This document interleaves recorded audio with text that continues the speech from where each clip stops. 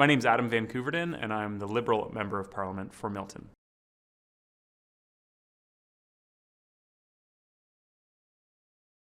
I got involved in politics to help people. I feel that people need a voice, and they deserve one that is a good listener first. And I think that being an MP is a good kind of combination of good listening skills, but also good executive capacity. So you got to be able to listen. You got to be able to take a diverse group of opinions, because no two people have the exact same opinion on anything.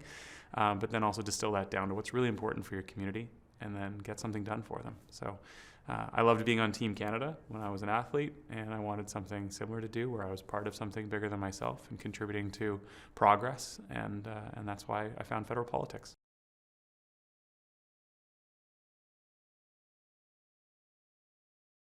It's been a short and a long 3 years, I suppose. It's been a little bit more than 3 years now since I was elected first in 2019, and a lot has happened too. I want to acknowledge that the last 3 years has been like an extraordinarily difficult time for Canadians for a lot of reasons. Canada's an extremely diverse country with diverse needs and diverse challenges.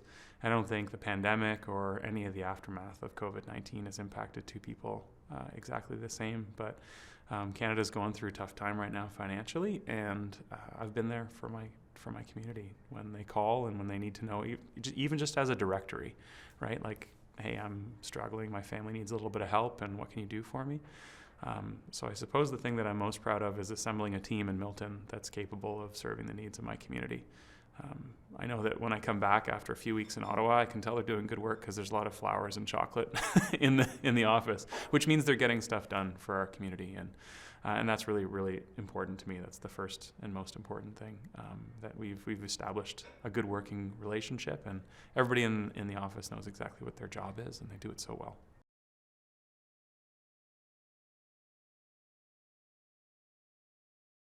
That's it. You know what? That's an interesting question, because if I can get like candid, when I had a goal, which was just getting a race done as quickly as possible or getting a medal at a competition, my objective was really, really clear every day. I had a workout to do. I had a race to win. It was very, very obvious what my job was.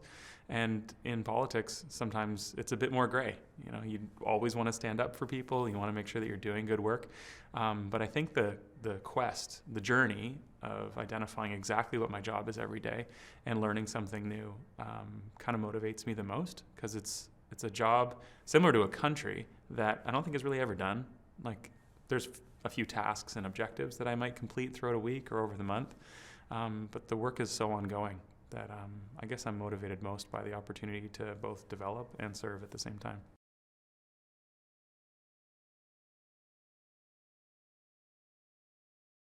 I learned a lot about politics only after getting elected as a member of parliament, because I didn't work in politics before at all. Primarily, I mean, I did work a little bit in sport politics, so I was an athlete representative with the Canadian Olympic Committee, and I served as the chair for the COC's Athlete Commission for about 9 years.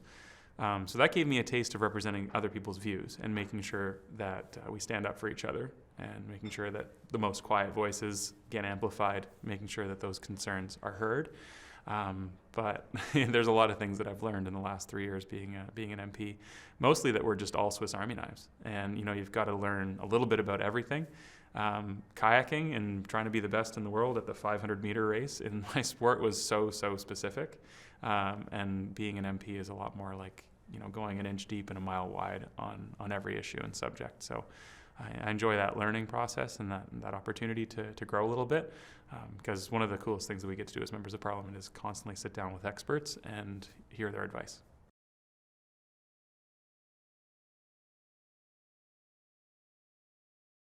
There have been quite a few opportunities, actually, that I've had the chance to work with members from other parties.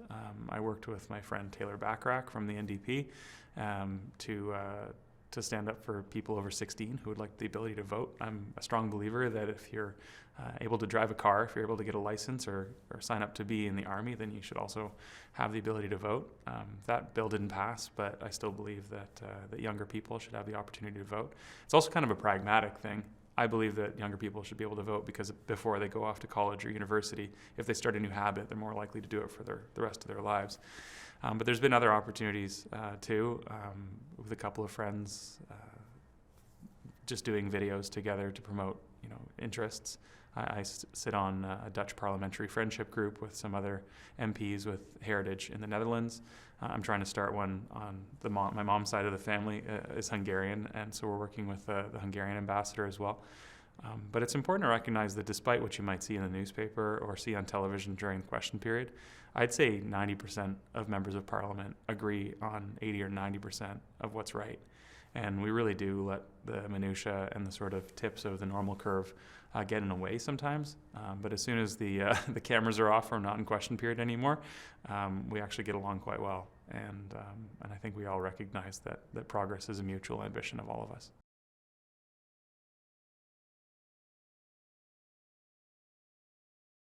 It's a really good question. I think it's kind of timely right now around what are the threats to democracy. We're seeing a lot of that around the world. Wars started through mis and disinformation platforms.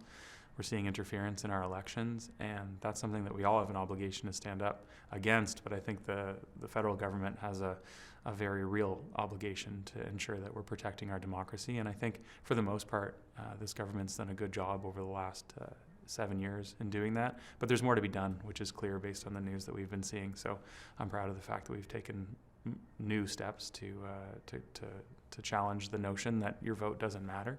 I think that's one of the biggest threats to democracy is it drives apathy. When people believe that they can't make a difference, that's where that interference actually starts to take hold. I want people to be engaged, to feel like their representatives are hearing them and that their vote counts and matters. So whatever we can do to ensure that young people particularly feel engaged in the process and want to cast a ballot and get democratic in other ways as well, the more we can do that, the better.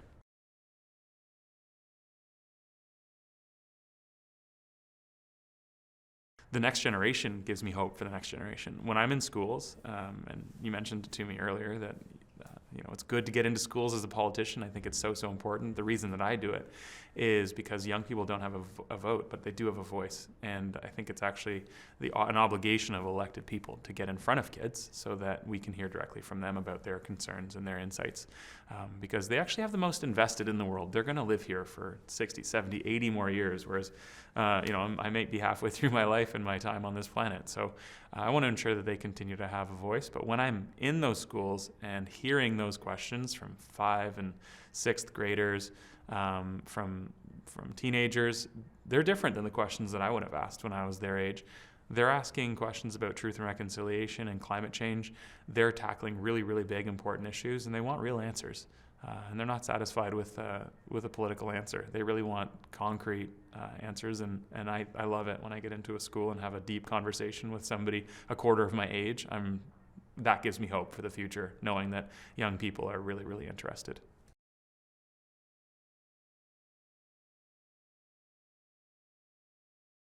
If I had an opportunity to give some advice to my 16-year-old self, I think the first thing that I would tell them is not to drop grade 10 French and to practice my French, because I'm taking 3 lessons a week right now, and being over 40 and trying to conquer a new language is a challenge. Mais c'est un travail en progrès.